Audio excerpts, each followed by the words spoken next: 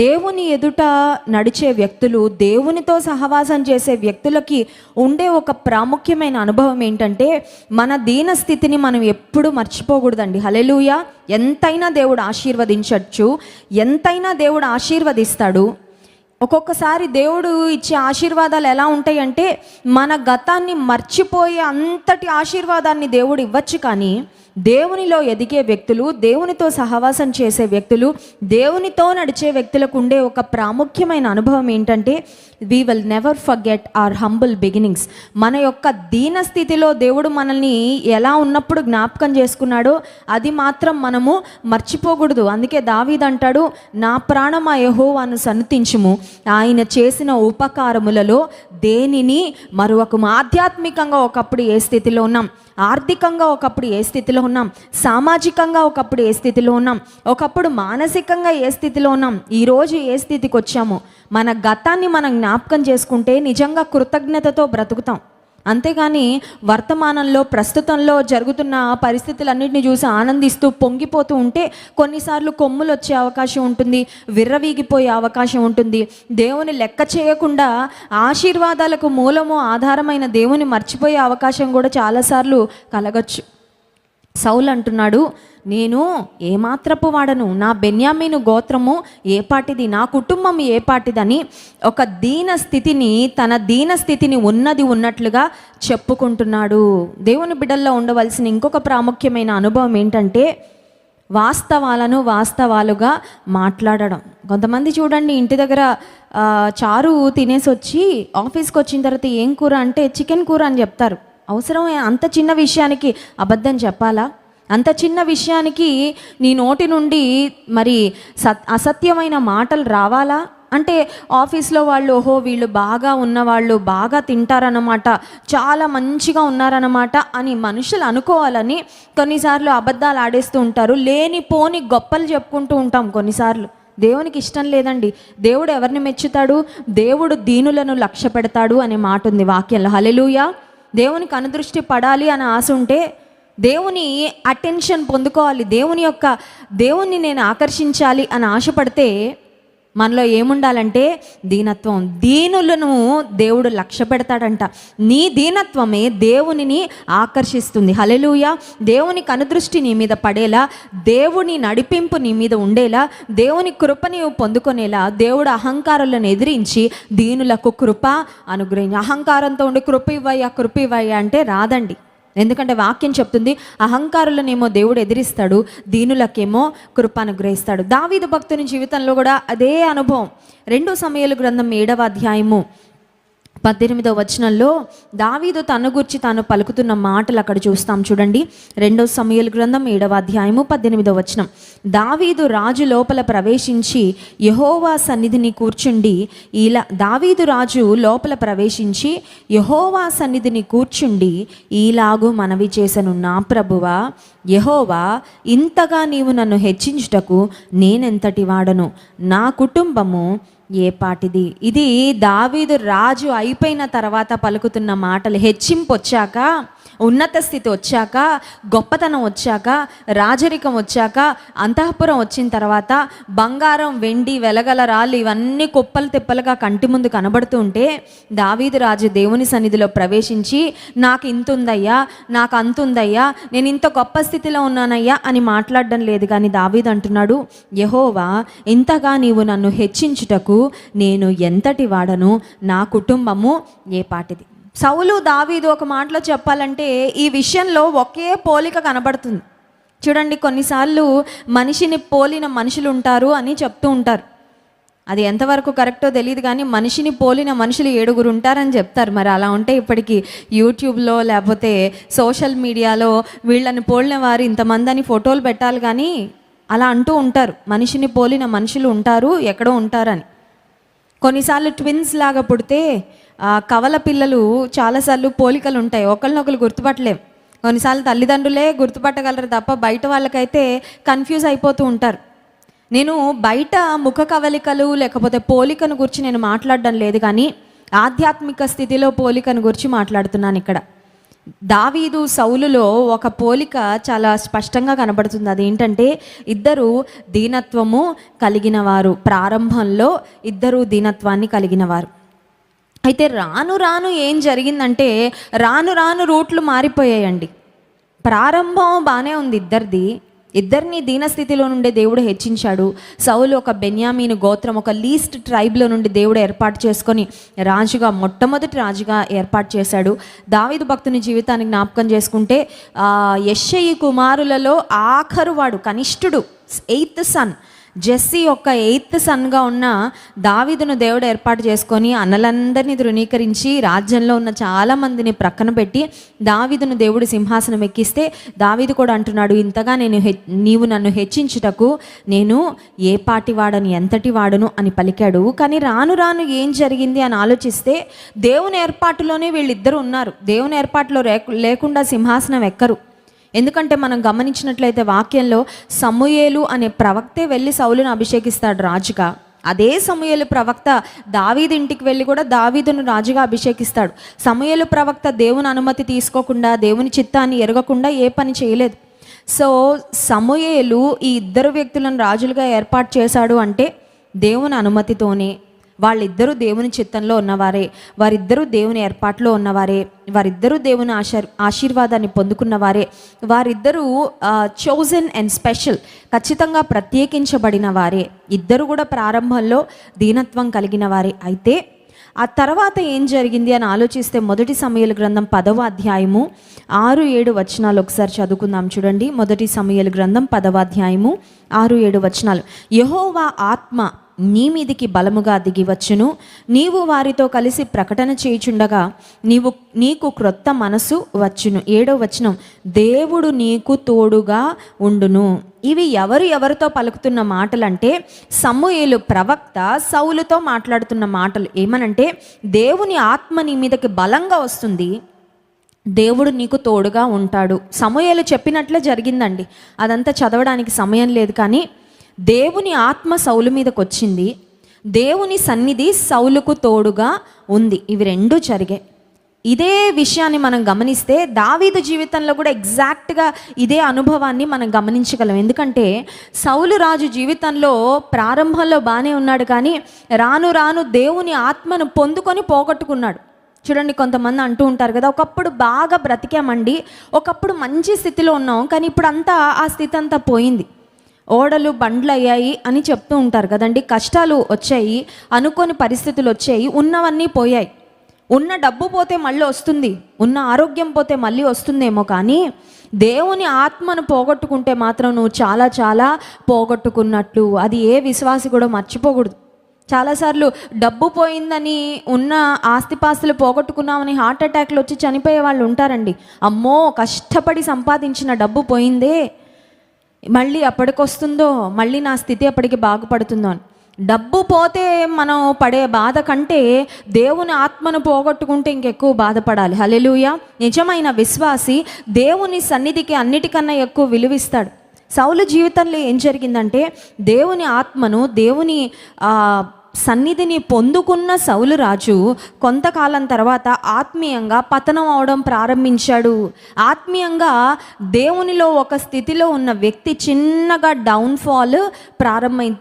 చిన్నగా ఒక్కొక్క మెట్టు దిగిపోవడం ప్రారంభించాడు. ఆధ్యాత్మిక జీవితంలో ఎదుగుదల కూడా ఎప్పుడు గ్రాడ్యువల్గా జరుగుతుందండి. ఒకేసారి ఓవర్ నైట్లో భక్తులు అయిపోతారా?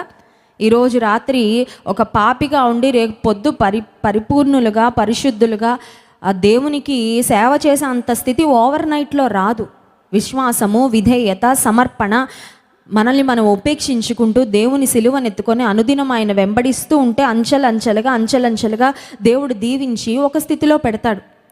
ఆధ్యాత్మిక ఎదుగుదల ఎలా గ్రాడ్యువల్గా జరుగుతుందో, అంచెలంచెలుగా జరుగుతుందో, ఆధ్యాత్మిక పతనం కూడా అంచెలంచెలుగా జరుగుతుంది. సౌలు జీవితంలో ఏం జరిగిందని ఆలోచిస్తే మొదటి సమూయేలు గ్రంథం 18వ అధ్యాయము 12వ వచనం ఒకసారి చదువుకుందాం. మొదటి సమూయేలు గ్రంథము 18వ అధ్యాయము 12వ వచనం. యెహోవా తనను విడిచి దావీదునకు తోడయుండుట చూచి సౌలు దావీదునకు భయపడెను. సౌలుకు తెలిసిందంట. ఏం తెలిసిందంటే దేవుడు తనను విడిచిపెట్టేశాడు అని సౌలుకు తెలిసింది. దేవుడు సౌలుని ఎందుకు విడిచిపెట్టాడు? వై డిడ్ గాడ్ లీవ్ సాల్? దేవుడు ఎవరినైనా విడిచిపెడతాడా? నిన్ను విడువను ఎడబాయనని దేవుడు వాగ్దానం చేసి విడిచిపెడతాడా చెప్పండి? కొంతమంది అంటారు బైబిల్ని వ్యతిరేకించేవారు, బైబిల్ తప్పు గ్రంథము, బైబిల్లో దేవుడు మాటలు లేవని వాదించేవాళ్ళు అంటారు దేవుడు నిన్ను విడువని ఎడబాయనని వాగ్దానం చేశాడు, మళ్ళీ ఇక్కడ సౌలుని ఎందుకు విడిచిపెట్టాడని అడుగుతారు. నిజమే, దేవుడు ఎవరిని విడిచిపెట్టాలనుకోవడం లేదు, దేవుడు ఎవరిని ఎడబాయాలని ఆయన అనుకోడు. ముదిమి వచ్చే వరకు ఎత్తుకొనాలని ఆయన ఆశిస్తున్నాడు, చంక పెట్టుకొని మోయాలని ఆశిస్తున్నాడు, అనుక్షణం నడిపించాలని ఆశిస్తున్నాడు, మన మీద దృష్టి ఉంచి మనకు ఆలోచన చెప్పాలని ఆశిస్తున్నాడు. కానీ దేవుడు మనకి ఎప్పుడు దూరం అవుతాడు? దేవుడు ఒక మనిషిని ఎప్పుడు విడిచిపెడతాడంటే ఆయన ఇష్టపూర్వకంగా ఎవరిని విడిచిపెట్టడు. మనిషి పాపం చేస్తే మనిషే దేవుని చేతిని విదిలించుకొని వెళ్ళిపోయినట్టు అప్పుడు విడిచిపెట్టేస్తాడు దేవుడు. అర్థమవుతుందండి? దేవుని ఆశీర్వాదాలను మనకి ప్రక్కింటి వారు దూరం చేయరు. దేవుని ఆశీర్వాదాలు మనకు ఇంకెవరో బయట నుంచి వచ్చే శక్తి మనకు దూరం చేయదు. కానీ దేవుని ఆశీర్వాదాలను, దేవుని సన్నిధిని, దేవుని తోడును మనకు మనమే దూరం చేసుకుంటాము. ఇది చాలామంది మర్చిపోతూ ఉంటారండి, గ్రహించరు ఈ విషయాన్ని. సాతానండి దేవుని సన్నిధి నాకు దూరం చేశాడు కాదు. Don't blame it on the devil. కొన్నిసార్లు తప్పులన్నీ చేసే సాతాన్ మీద తోసేస్తూ ఉంటారు. వాడు ఒకడు ఉన్నాడు కదా పక్కన, ప్రతీది చేసేసి, సినిమాలు చూసేసి, అబద్ధాలు ఆడేసి, మోసం చేసేసి, వ్యభిచారంలో పడిపోయి, ఇష్టానుసారంగా బ్రతికేసి ఇదంతా సాతాను చేశాడండి అంటారు. సాతాను చేయలేదు, నువ్వు చేసావు. సాతాను శోధించాడు, సాతాను ప్రేరేపించాడు, సాతాను నిన్ను ఆకర్షించాడు, నువ్వు పడిపోయావు. ఆకర్షణలోకి నువ్వు వెళ్ళిపోయావు. అది అపవాది యొక్క పొరపాటు కాదు, అది నీ పొరపాటే. అది గుర్తించడం లేదు చాలాసార్లు మనం. దేవుడు సౌలును విడిచిపెట్టేశాడు. ఎందుకు దేవుడు సౌలును విడిచిపెట్టాడు? చాలా కారణాలు ఉన్నాయి, అవన్నీ కూడా మనం ధ్యానం చేసుకుందాం. దేవునికి విరోధంగా సౌలు పాపం చేయటం ద్వారా సౌలు దేవుని సన్నిధిని దూరం చేసుకున్నాడు. అయితే సౌలుకు ఒకటి అర్థమైందంట, అదేంటంటే దేవుని సన్నిధి ఏమో నాకు దూరం అయింది, కానీ దేవుని సన్నిధి మాత్రం దావీదుకు దగ్గరైంది. దేవుడు దావీదుకు తోడుగా ఉన్నాడు కాబట్టి దావీదును చూచి సౌలు భయపడసాగాడు. హల్లెలూయా. అప్పటికి సౌలు ఇంకా రాజుగానే ఉన్నాడు, దావీదు ఇంకా ఒక సామాన్యుడుగానే ఉన్నాడు. నీకు దేవుని సన్నిధి తోడుగా ఉంటే నిన్ను చూసి అపవాది భయపడతాడు. హల్లెలూయా. అర్థమవుతుందండి? మనతో దేవుడు ఉంటే నిన్ను చూస్తే నీ శత్రువులకి వణుకు పుడుతుంది. మనకి దేవుడు తోడుగా లేకపోతే ఒక చిన్న పిల్లవాడు కూడా మన ఎదుట నిలబెట్టి మనల్ని భయపెట్టగలడు. ఎందుకంటే శక్తిమంతుడైన దేవుడు మనకి దూరం అయ్యాడు కాబట్టి. అక్కడ సౌలు దేవుని సన్నిధి తనకు దూరమై దావీదుకు దగ్గరైంది. దావీదుతో దేవుని సన్నిధి ఉంది అని సౌలు తెలుసుకొని దావీదునకు భయపడసాగాడు అనే మాట ఉంది. ఇంకొక మాట కూడా మనం గమనిస్తే 15వ వచనం, దావీదు మిగుల సుబుద్ధి గలవాడై ప్రవర్తించుట సౌలు చూచి మరీ అధికముగా అతనికి భయపడ. ఇక్కడ ఒక వింత విడ్డూరం ఏంటంటే దావీదు చేతిలో కత్తి ఉందని సౌలు దావీదుకు భయపడడం లేదు. దావీదు సౌలును చంపాలనుకుంటున్నాడని సౌలు దావీదుకు భయపడట్లేదు. కానీ దావీదు దేవునితో ఉన్నాడని, దేవునితో నడుస్తున్నాడని, దేవునిలో ఎదుగుతున్నాడని, దేవుడు అతనికి మంచి బుద్ధి ఇచ్చాడని చూసి సౌలు ఇంకా భయపడిపోతున్నాడంటండి. హల్లెలూయా. అర్థమవుతుందా? నీవు దేవునితో ఉంటే, నీవు దేవునిలో ఉంటే, దేవుడు నీకు తోడుగా ఉంటే నీ శత్రువులు నిన్ను చూచి భయపడతారు. అది నీ గొప్పతనం కాదు, నీలో ఉన్న దేవుని గొప్పతనమే. హల్లెలూయా. సౌలు దావీదును చూచి భయపడసాగాడు. సౌలు దేవునికి విరోధంగా పాపం చేయడం ప్రారంభించాడు, దేవుని సన్నిధి దూరం చేసుకున్నాడు. కానీ దావీదుకు దేవుని సన్నిధి దగ్గరైందని సౌలు దావీదు మీద విషపు చూపు నిలిపెను అనే మాట ఉంటుంది. అసూయ ఎవరిలో బాగా పుష్టిగా ఉంటుందంటే దేవుని సంబంధికులలో ఉండదు, అపవాది సంబంధికులలో ఉంటుంది. అర్థమవుతుందండి? ఎవరైనా డాక్టర్ దగ్గరికి వెళ్తే షుగర్ వ్యాధి వచ్చిందా, అయితే పలానా ఇవన్నీ మీ దేహంలో ఉంటాయండి, ఉన్నాయా అని అడిగితే ఆ డాక్టర్ గారు కరెక్ట్గా చెప్పారండి. దాహం వేస్తూ ఉందండి, లేకపోతే బరువు తగ్గిపోతున్నాను సడన్గా కదండి. కొన్నిసార్లు కొన్ని వ్యాధులు వచ్చినప్పుడు డాక్టర్ ముందే చెప్పేస్తాడు ఈ వ్యాధి వస్తే ఈ లక్షణాలు ఉంటాయి అని. దేవునికి దూరం అవుతున్నాడు ఒక వ్యక్తి అనడానికి ఆ వ్యక్తిలో కనబడే ఒక లక్షణం ఏంటంటే అసూయ. సౌలు దావీదును చూచి అసూయ పడడము ప్రారంభించాడు, విషపు చూపు నిలిపాడు. ఈ అసూయ ఎంతవరకు సౌలును లాక్కెళ్ళిందంటే దావీదు ప్రాణం తీయాలని చూడడం ప్రారంభించాడు. మొదటి సమూయేలు గ్రంథం 18వ అధ్యాయంలోని 10వ వచనంలో, మరునాడు దేవుని యొద్ద నుండి దురాత్మ సౌలు మీదకి బలముగా వచ్చినందున అతడు ఇంటిలో ప్రవచించుచుండగా. సౌలు మీదకి దేవుని ఆత్మ లేదు. ఇప్పుడు సౌలు మీద ఏ ఆత్మ వచ్చిందండి? దురాత్మ వచ్చింది. కొంతమంది అంటారు, అమ్మో నాకు దురాత్మలు పడతాయేమో అని భయం వేస్తుందండి. దురాత్మలు పడతాయని నువ్వు భయపడక్కర్లా. దేవుని ఆత్మ నీలో ఉంటే, నీతో ఉంటే, నీ దగ్గరికి ఏ దురాత్మ రావడానికి సాహసించదు. హల్లెలూయా. When we have the Spirit of God in us, no evil spirit can come near us. ఏ అపవిత్రాత్మ శక్తి, దురాత్మ శక్తి మన దరిదాపులలోకి కూడా రాలేదు. సౌలుని ఎందుకు దురాత్మ పట్టుకుంది? సౌలుని ఎందుకు దురాత్మ ఆవహించిందంటే దేవుని ఆత్మను సౌలు పోగొట్టుకున్నాడు కాబట్టే. సో రెండవదిగా మనం గమనిస్తే, దేవుని ఆత్మేమో దావీదుకు తోడుగా ఉంది, కానీ దేవుని ఆత్మేమో సౌలును విడిచిపెట్టేసింది. దురాత్మ సౌలులో ప్రవేశించింది. మూడవ తేడా, లేకపోతే వీరిద్దరి మధ్యలో ఉన్న మూడవ విషయం ఏంటి అని ఆలోచిస్తే, మనం దావీదు సౌలు జీవితాలను ఒకసారి మనం కంపేర్ చేస్తున్నాం. మూడవ అంశము మొదటి సమూయేలు గ్రంథము 15వ అధ్యాయము 24వ వచనం ఒకసారి చూద్దాం. మొదటి సమూయేలు గ్రంథం 15వ అధ్యాయం 24వ వచనం. సౌలు జనులకు జడిసి వారి మాట వినినందున నేను యెహోవా ఆజ్ఞను నీ మాటలను మీరి పాపము తెచ్చుకొంటిని. అమాలేకీయులు అనే దేవుని ప్రజలకు శత్రువులుగా కొంతమంది ఉన్నారండి. వారి మీదకి సౌలు యుద్ధానికి వెళ్ళాడు. దేవుడు చెప్పాడు, అమాలేకీయులలో ప్రతి ఒక్కరిని సంహరించండి, ఎవ్వరిని విడిచిపెట్టద్దు, వాళ్ళ పశు సంపద కానీ వాళ్ళ దగ్గర ఉన్న ఏది కానీ అక్కర్లేదు, కిల్ ఎవ్రీథింగ్, అన్నిటినీ సంహరించండి, అన్నిటినీ నాశనం చేయండి అని దేవుడు చెప్తే, సౌలు ప్రజలకు జడిసి దేవుడు చెప్పిన మాటలను ప్రక్కన పెట్టాడు. మూడవదిగా మనం గమనించాల్సింది, సౌలు జీవితంలో మనకు కనిపించే అనుభవము, దేవునికి జడవాల్సింది పోయి మనుషులకు జడుస్తున్నాడు. అర్థమవుతుందండి? He feared people more than how much he feared God. Bible గ్రంథాన్ని మొత్తాన్ని కాచి వడపోస్తే ఒక విషయం బాగా అర్థమవుతుంది. అదేంటంటే, దేవుని యందు భయభక్తులు కలిగి జీవించుట విశ్వాసికి చాలా చాలా ప్రాముఖ్యమైన అనుభవము. దేవుని యందు భయభక్తులు, యెహోవా యందు భయభక్తులు. దావీదేమో దేవుని యందు భయభక్తులు కలిగి ఉన్నాడు, సౌలేమో మనుషులకు భయపడుతున్నాడు. నువ్వు మనుషులకి భయపడుతున్నావా? దేవునికి భయపడుతున్నావా? Are you fearing God are are you fearing people?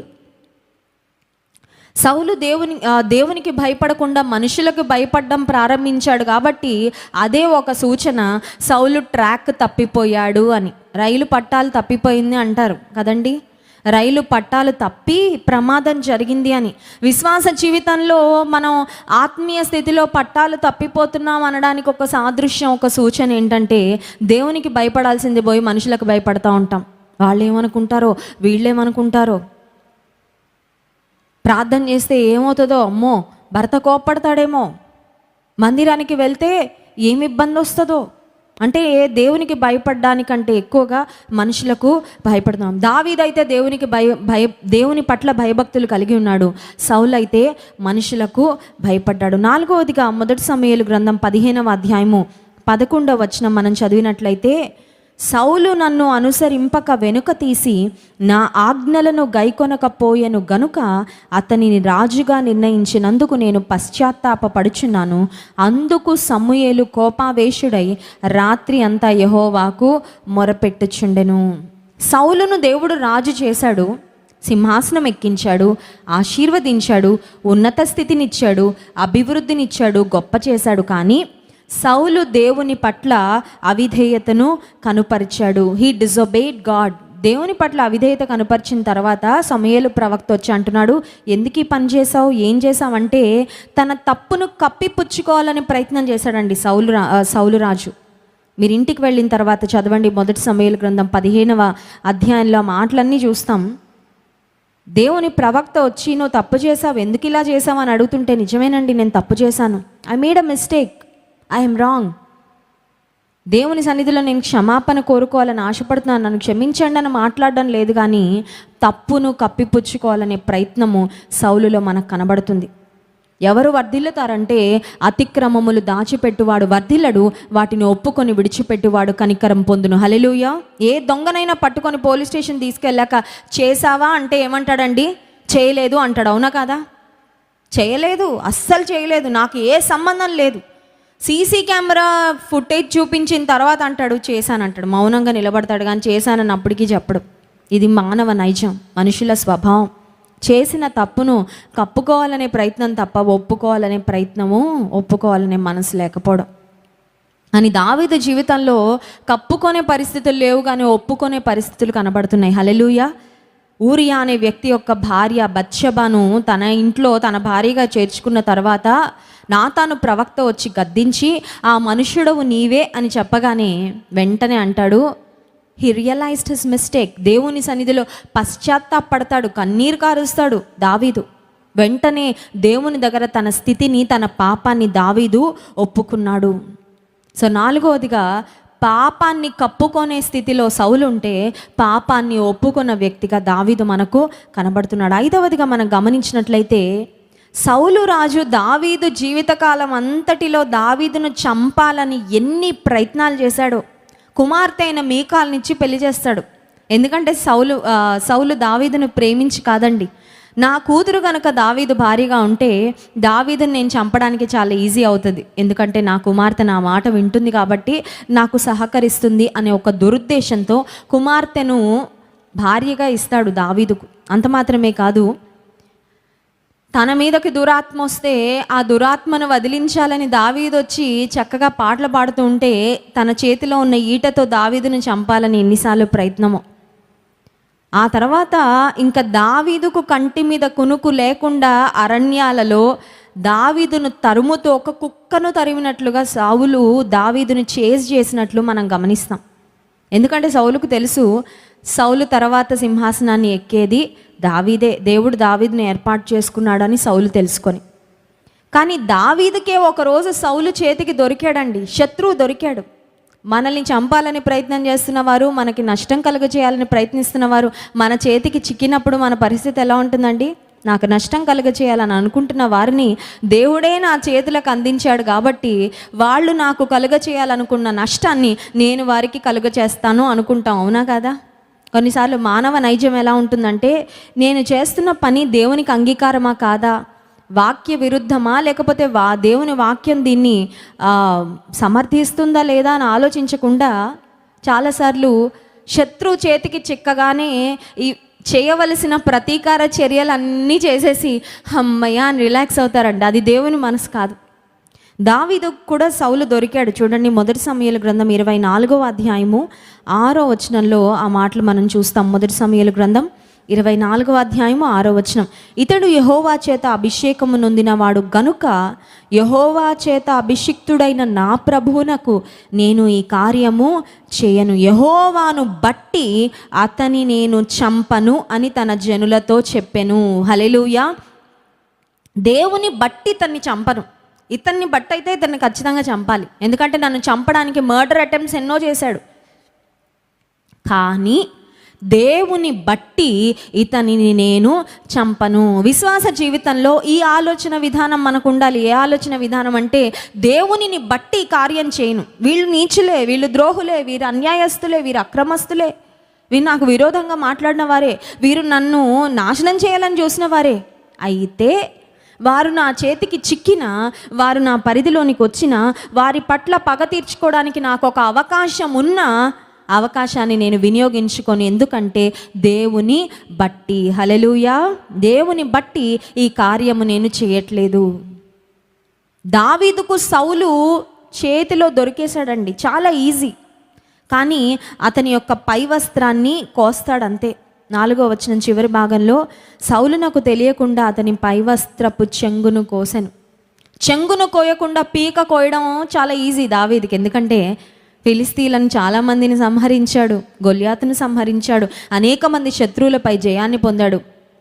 చేతిలో దొరికేశాడు, పై వస్త్రపు చెంగును కోసాడు, పీకను మాత్రం కోయలేదు. దానికి కారణం ఏం చెప్తున్నాడంటే, యెహోవాను బట్టి. అంటే ఒక మాటలో చెప్పాలంటే, దావీదు దేవునికి భయపడుతున్నాడని తన జీవితంలో రుజువు చేశాడు.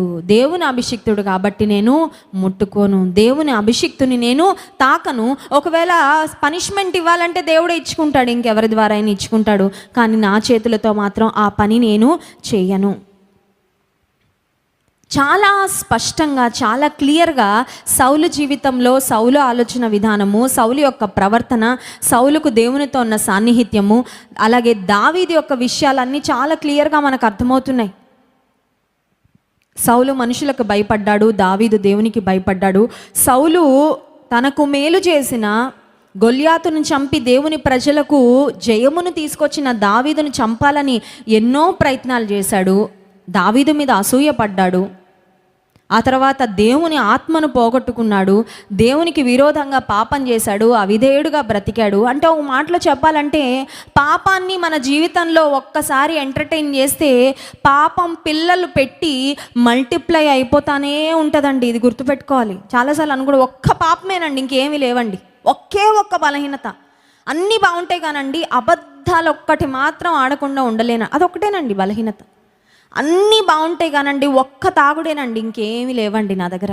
ఒక్క తాగుబోతు, ఒక్క తాగుడు చాలు నీ జీవితాన్ని నాశనము చేయడానికి. ఒక్క అలవాటు చాలు. అందరూ చెడు స్నేహాలను విడిచిపెట్టానండి, ఒక్కడిని మాత్రం వదులుకోలేకపోతున్నానండి, ఒక్క ఆమెతో మాత్రం స్నేహాన్ని మానుకోలేకపోతున్నాను. That one thing. సౌలులో పాపం ఒక్కటిగానే ప్రారంభమైంది, కానీ ఆ తర్వాత చూడండి, ఇంట్లో ఒక్క సాలెపురుగు ఉంటే చాలు, ఒక్క బల్లి వస్తే చాలు కదండి, మనకు తెలుసు. ఒక్క కాక్రోచ్ వస్తే చాలు కిచెన్లోకి, ఏం చేస్తుంది అది? మల్టిప్లై అయిపోతూనే ఉంటుంది. పాపం కూడా అంతే. నీ జీవితంలో ఒక్క చిన్న గింజకు నువ్వు చోటివ్వు, ఆ గింజ మొక్క అవుతుంది, ఆ తర్వాత వృక్షం అవుతుంది. ఆ వృక్షానికి బోల్డ్ అన్ని ఫలాలు, అవన్నీ నువ్వు కోసుకుంటా కూర్చోలేవు. నువ్వు వేరుతో దాన్ని తీయకపోతే, unless you uproot it, you are not going to get victory. Saul జీవితంలో పాపము చిన్న పాపంగా ప్రారంభమై, అసూయగా ప్రారంభమై ఎంతటి స్థితికి సౌలును తీసుకుని వెళ్ళిందని ఆలోచిస్తే, జీవితం అంతా విశ్రాంతి లేకుండానే బ్రతికాడండి. మనశ్శాంతి లేదు. దావీదుకు కూడా మనశ్శాంతి లేకుండా బ్రతికాడు. ఒక మాట చెప్పమంటారా? దేవునిలో మనముంటే మనం మనశ్శాంతిగా ఉంటాం. మనం ఉన్న చోట, మనం ఉన్న ఇంట్లో, మనం ఉన్న ఆఫీస్లో, మనం ఉన్న కుటుంబంలో మనల్ని బట్టి అందరికీ ఆనందం, నెమ్మది వస్తుంది. ఒక్క దుష్టుడు, ఒక్క పాపి, దేవునికి దూరంగా జీవించే ఒక్క వ్యక్తి చాలు ఇంట్లో ఉన్న వాళ్ళందరి మనశ్శాంతి పాడు చేయడానికి. I hope you agree. మీరు ఒప్పుకుంటారా? ఒక్కళ్ళు చాలు, ఒక్క దుష్టుడు చాలండి కుటుంబాన్ని, కుటుంబ పరువును మంటగలపడానికి. ఒక్క దుష్టుడు చాలు కుటుంబంలో మనశ్శాంతి పోగొట్టడానికి. కొంతమంది తల్లులు వచ్చి గుండెలు బాదుకొని ఏడుస్తుంటారు, మా వాడండి పుట్టాడండి వంశోద్ధారకుడు, వీడొక్కడే ఇంటి పరువు మంటగలిపాడు, వాళ్ళ నాన్నకి ఆరోగ్యం లేదు, నాకు ఆరోగ్యం లేదు, వీడిని బట్టి అనుక్షణము నరకాన్ని అనుభవిస్తున్నాము. నిజమే, ఒక్కడు చాలు. కుటుంబ యజమానుడు ఒక్కడు దారి తప్పిపోతే కుటుంబానికి ఎంత వేదన. కుటుంబంలో తల్లి దారి తప్పిపోతే కుటుంబానికి ఎంత నష్టము. సౌలు మనశ్శాంతి లేకుండా బ్రతికాడు, దావీదుకు మనశ్శాంతి లేకుండా చేశాడు. సాల్ did not enjoy his life. ఒక మాట చెప్పమంటారా? ఒకటే బ్రతుకు. ఏడుస్తా అయినా బ్రతకచ్చు, విసుగుతో అయినా బ్రతకచ్చు, మనశ్శాంతి లేకుండా అయినా బ్రతకచ్చు, నువ్వు చస్తూ 10 మందిని చంపుతూ అయినా బ్రతకచ్చు. అదొకటే ఛాన్స్ నీకు, ఇంకా మళ్ళీ ఛాన్స్ లేదు. కానీ ఒకటే బ్రతుకు దేవుని చేతిలో పెట్టి పరిశుద్ధంగా బ్రతికి, నీతిగా బ్రతికి, యథార్థంగా బ్రతికితే నువ్వు సమాధానంగా ఉంటావు, నీ చుట్టూ ఉన్న వారికి సమాధానాన్ని, సంతోషాన్ని పంచుతావు. హల్లెలూయా. ఏ జీవితాన్ని కోరుకుంటావు, ఏ జీవితాన్ని ఎంచుకుంటావు, నిర్ణయం నీ చేతిలోనే ఉంది. దేవుడంట మన జీవితాన్ని అందంగా మలుచుకోవడానికి మనకు కావలసినవన్నీ ఇచ్చాడంట. ఇచ్చిన వాటిని వాడుకోవడం చేతనవ్వాలి అంతే. ఇంటికి ఒక ఆడపిల్ల వివాహమై వెళ్ళేటప్పుడు కిచెన్లో కావలసిన సామాను, ఇంటికి కావలసిన సామాను అంతా తల్లి ఇచ్చి పంపిస్తే తల్లిదండ్రులు, ఈ అమ్మాయి అవన్నీ అటక మీద పెట్టి నాకేమీ చేత కావట్లేదు, నా దగ్గర ఏమీ లేదంటే పిచ్చిది అంటారు. అంతేనా? ప్రేమ, సంతోషము, సమాధానము, దీర్ఘశాంతము, దయాలుత్వము, మంచితనము, విశ్వాసము, సాత్వికం, ఆశానిగ్రహం, ఆత్మఫలం ఇచ్చాడు దేవుడు. నువ్వు రక్షణ పొందిన తర్వాత వాడుకోవడం నీకు చేత అవ్వకపోతే అది దేవుని పొరపాటు కాదు, మన పొరపాటే. నీ జీవితాన్ని అందంగా, ఆశీర్వాదకరంగా, దీవెనకరంగా, సమాధానకరంగా మలుచుకోవడానికి దేవుడు నీకు కావలసినవన్నీ ఇచ్చాడు. ఆయన ఆత్మ నీలో ఉంది. దావీదులో దేవుని ఆత్మ ఉందండి. అందుకే దావీదు దేవుని చేత నడిపించబడ్డాడు. ఈ సౌలు నా జీవితాన్ని ఇంత ఇబ్బంది పెడుతున్నాడే, అని దావీదు ఎంత బాధపడి ఉంటాడో. కానీ ఒక టైం వచ్చింది, సౌలు చాప్టర్ ముగిసింది. హల్లెలూయా. నీ జీవితంలో ఏ సౌలు నిన్ను వెంటాడుతున్నాడో, ఏ సౌలు నీకు నిద్ర పట్టనివ్వడం లేదో, ఏ సౌలు నిన్ను కృంగదీయాలని ప్రయత్నం చేస్తున్నాడో, ప్రియమైన దేవుని బిడ్డ, ఆ సౌలుని చూసుకుంటూ దేవునికి దూరం అవ్వకు. దేవునిలో నీ స్థితి ఏంటో, దేవుని మీద నీ ధ్యాస ఏంటో అది అలాగే ఉంచుకో. ఆ సౌలు ఒకరోజు దాటిపోతాడు. హల్లెలూయా. పాసింగ్ క్లౌడ్స్ అంటారండి, మబ్బులు ఇప్పుడు ఉంటాయి, కాసేపటి తర్వాత కనబడవు. లోకమును దాని ఆశయు గతించిపోవును, దేవుని చిత్తము జరిగించువాడు నిరంతరము నిలుచును. హల్లెలూయా. దేవుని చిత్తం జరిగించాలని కంకణం కట్టుకుంటే, దేవుని ఘనపరచాలని కంకణం కట్టుకుంటే, మనుషులకు జడియను, దేవునికి జడుస్తా. మనుషులను లెక్క చేయను, దేవుని లెక్క చేస్తా. దేవునికి విధేయత చూపిస్తాను, దేవుని ఎడల భయభక్తులు కలిగి నడుచుకుంటాను. నువ్వు తీర్మానం తీసుకుంటే, నీ చుట్టూ ఎంతమంది సౌలులు చేరినా దావీదును సింహాసనం ఎక్కకుండా సౌలు ఆపలేకపోయాడు. హల్లెలూయా. దావీదు పట్ల దేవుని ఉద్దేశం 100% నెరవేరిందండి. అనుకుంటున్నావా నువ్వు, పలానా వ్యక్తి వచ్చాడండి నా జీవితంలోకి, ఇంకా నేను ఏమి చేయలేకపోతున్నాను, దేవుని చిత్తము అంత మిస్ అయిపోయింది. ఎవ్వరూ నిన్ను దేవుని చిత్తం నుండి తొలగించలేరు. హల్లెలూయా. Nobody can stop God's will and God's plan from fulfilling in your life except you. నువ్వు తప్ప దేవుని చిత్తాన్ని నీ జీవితంలో జరగకుండా ఎవ్వరూ చేయలేరు. నువ్వు చేసుకోగలవు, నువ్వు పాడు చేసుకోగలవు దేవుని చిత్తం నీ జీవితంలో జరగకుండా.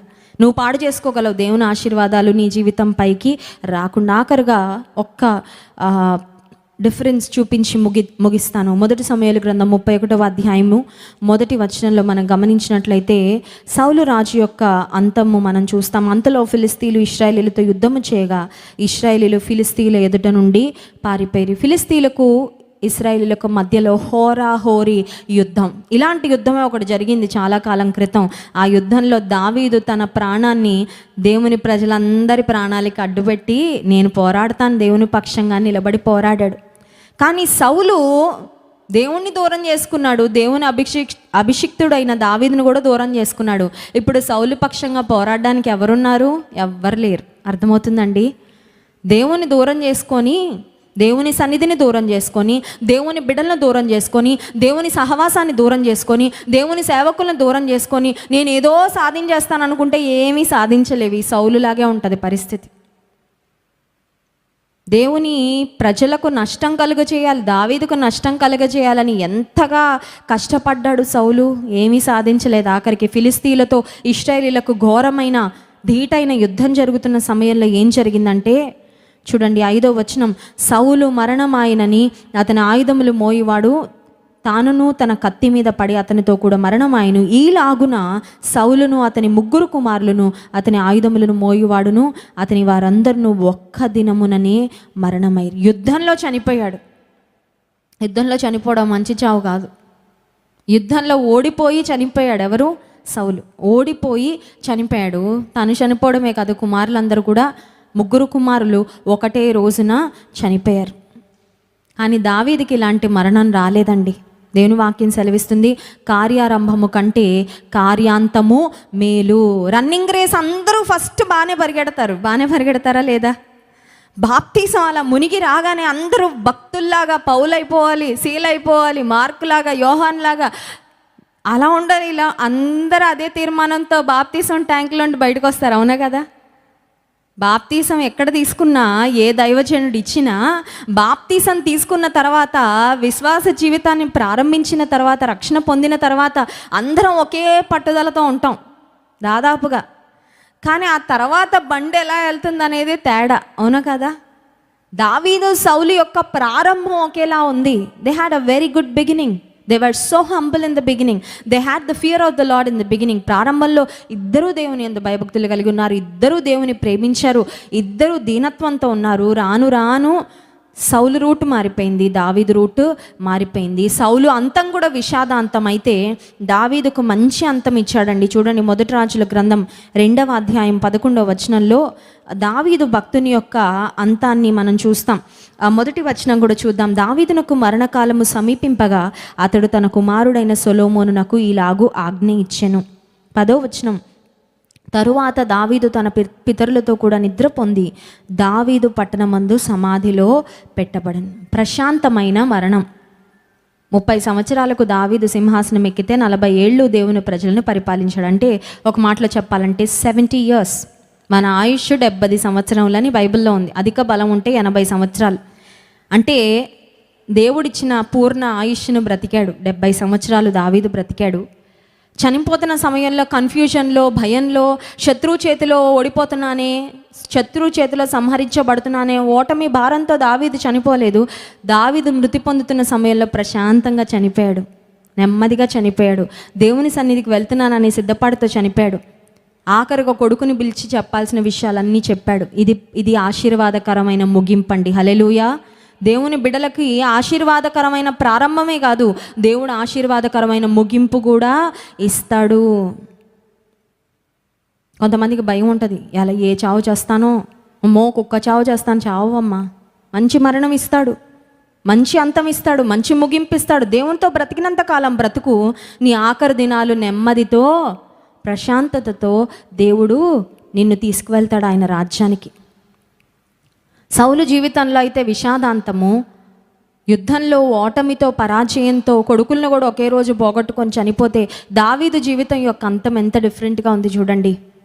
కొడుకుని పిలిచాడు, చెప్పాల్సినవన్నీ చెప్తున్నాడు, రాజ్యాన్ని, బాధ్యతలను చాలా చక్కగా కుమారునికి అప్పగించిన తర్వాత నెమ్మదితో దేవుని సన్నిధికి దావీదు వెళ్ళిపోయాడు.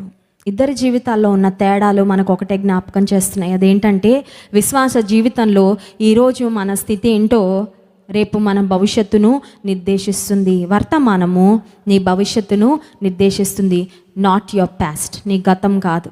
చాలాసార్లు చాలామంది నాకు ఇంత మంచి గతం ఉందండి, నేను ఇంత బాగా ఉండేవాడినండి, ఇంత బాగా ప్రార్థన చేసేదాన్నండి, ఇన్ని రోజులు ఉపవాసం ఉండేదాన్నండి, ఇంతగా దేవుని మీద ఆధారపడేదాన్నండి అని గతం గురించి కొన్నిసార్లు చెప్పుకుంటూ వర్తమానంలో భక్తి ఏమీ ఉండదు. సౌలు కూడా నా ప్రారంభం చాలా బాగుందండి, దేవుడు నన్ను ఏర్పాటు చేసుకున్నాడు, ఒకప్పుడు దేవుని ఆత్మ చాలా బలంగా నా మీదకి వచ్చిందని ఆ అనుభవాల్ని జ్ఞాపకం చేసుకుంటూ బహుశా ప్రస్తుతంలో వర్తమానంలో ఆయన స్థితిని గూర్చి, దేవునితో ఆయనకున్న సంబంధాన్ని గూర్చి ఆలోచించలేదేమో. అందుకే సౌలు అంతము విషాదాంతమైంది. దావీదుకు నెమ్మదికరమైన దినాలు దేవుడు ఇచ్చాడు. దావీదు దేవుని ఘనపరిచాడు. నన్ను ఘనపరచు వారిని నేను ఘనపరుస్తాను. ఉపవాస ప్రార్థనలో కళ్ళు మూసుకొని చిన్న ప్రార్థన చేసుకుందాం. ప్రభువా, నిన్ను వెంబడించే కృప, అనుదినము నిన్ను వెంబడించే కృప నాకు ఇవ్వయ్యా. నీ సన్నిధి దూరం చేసుకోనయ్యా, ఎందుకంటే నాకు తెలుసు నా ఆశీర్వాదాలకు ఆధారము, మూలము నీ సన్నిధే. Nothing but your presence Lord. నీ సన్నిధి నాకు కావాలేసయ్యా. నే బ్రతికే దినములన్నిట్లో నీ సన్నిధి కావాలి. I want your presence all the days of my life. నీ సన్నిధిని నాకు దూరం చేసే ఏ పాపము, ఏ స్నేహము, ఏ సాంగత్యము, ఏ అలవాటు నాకు వద్దయ్యా, వద్దు ప్రభువా.